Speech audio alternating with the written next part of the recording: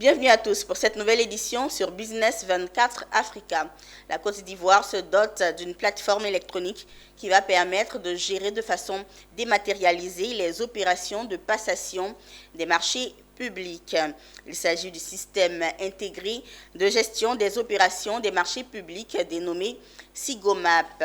Le ministre du Budget et du Portefeuille de l'État, Moussa Sanogo, a procédé devant ses collaborateurs et la presse nationale ce mardi 25 juillet 2023 au lancement officiel de cette plateforme. Pierre Tebeu, Augustin Kra. Retenez bien ce sigle, SIGOMAP, le système intégré de gestion des opérations des marchés publics en Côte d'Ivoire. C'est bien la plateforme mise en place par le ministère du Budget et du Portefeuille de l'État pour assurer, entre autres, la célérité dans le traitement des opérations de marchés publics, le renforcement de la transparence et la crédibilité du système ou encore la réduction des risques liés à la manipulation des offres de soumission des marchés publics en Côte d'Ivoire.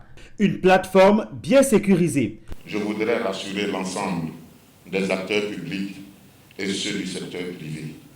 Des dispositions particulières ont été prises par les services techniques du ministère, en l'occurrence la DGMP, en vue de garantir la fiabilité et la sécurité du système, mais également aider à son appropriation. Pour accéder au SIGOMAP, on a juste besoin d'un appareil électronique, d'une tablette ou d'un portable et d'une connexion Internet. Et via le lien www.sigomap.gouv.ci, vous accédez sur la plateforme. Ici, vous avez la possibilité de créer votre compte et souscrire aux appels d'offres des marchés publics.